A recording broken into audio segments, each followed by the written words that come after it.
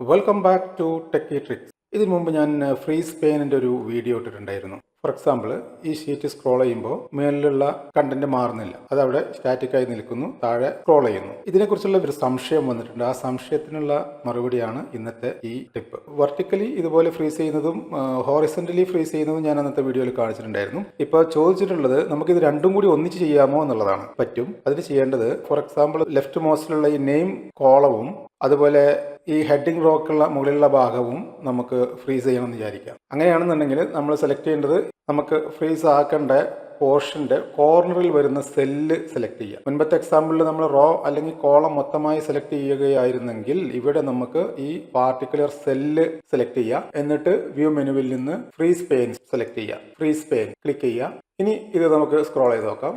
കണ്ടോ, വെർട്ടിക്കലി അവിടെ നിൽക്കുന്നു. ഇനി ഹോറിസന്റലി നമ്മൾ ചെയ്താൽ അതും അവിടെ. വീണ്ടും അടുത്ത വിഷയമായി കാണാം. Thanks, by.